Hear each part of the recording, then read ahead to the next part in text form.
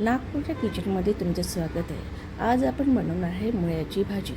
मुळ्याची भाजी ही म्हणजे हिरवीगार असते आणि पावसाळा आला ते पावसाळ्यामध्ये मुळ्याची भाजी खूप प्रमाणात मिळते। मुळ्याची भाजी आपण स्वच्छ धुवून तिला बारीक चिरून घ्यायची आहे। मुळ्याच्या भाजीला 2-3 पाण्यामध्ये चांगली चिरायची, धुवायची आणि ती चांगली प्रकारे स्वच्छ धुवून मगच कापायची, अगोदर कापायची नाही। तसेच मुळ्याच्या भाजीसाठी आम्ही साहित्य घेतले आहेत, एक लसूण, मिरची आणि कांदा।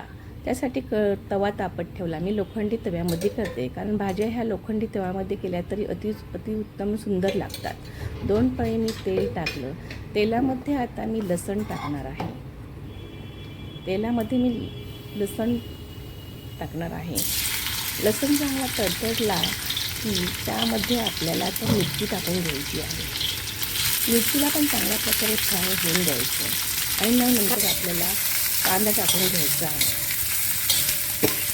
थोडासा कांदा टाकून घेतल्यानंतर मग राहिलेला कांदा सुद्धा आपल्याला त्यामध्ये टाकून फ्राय करून घ्यायचा आहे। कांद्याला पाणी सुटतं, त्यामुळे भाजीमध्ये आपल्याला काही पाणी टाकायची गरज पडत नाही।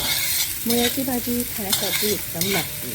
चपातीबरोबर, भाकरीबरोबर, वरण भाताबरोबर, लहान मुलांना दिल्या तरी अति सुंदर असतात किंवा डब्यावर दिल्या तरी किती एकदम फायदेशीर असतात। लहान मुलं ही भाजीपाला खायला काटकूट करतात, पण अशा जर भाज्या तुम्ही मुलांना खायला घातल्या तर मुलं आवडीने खातील।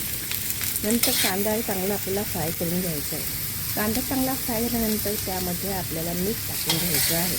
मीठ हे बेतानेच टाकायचं, जास्त टाकायचं नाही। जास्त टाकलं की भाजी थोडीशी होते आणि मग ते भाज्या खारट होतात, त्यामुळे थोडीशी मीठ टाकायचं। मीठ टाकल्यामुळे कांद्याला पाणी सुटून कांदा चांगला फ्राय होतो। नंतर आपल्याला त्यामध्ये मुळ्याची भाजी टाकायची। मी इथे मुळ्याची पाला घेतलेला आहे आणि एकच मुळा इथे टाकलेला आहे, त्यामुळे मुळ्याची भाजी आता कांद्यामध्ये एकजीव करून घ्यायची, त्यामुळे मुळ्याची भाजी ही चांगली वाटतेच दिसते। आपल्याला ही परतून चांगल्या प्रकारे परतून घ्यायची आहे।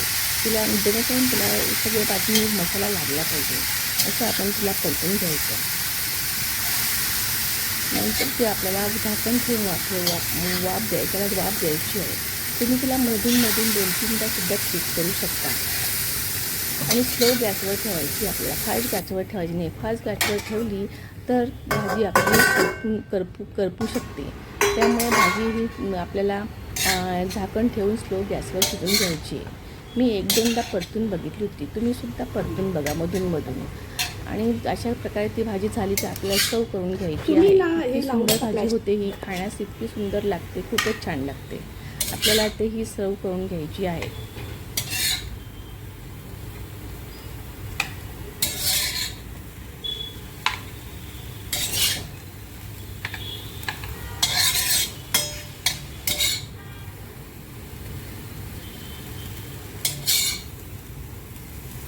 बघा तर किती सुंदर भाजी दिसते आणि डब्यावर द्यायला, लहान मुलांच्या डब्यावर, मोठ्या माणसाच्या डब्यावर द्यायला अति सुंदर ही भाजी होते। करा, खा, लाईक, शेअर, कमेंट्स करा। धन्यवाद।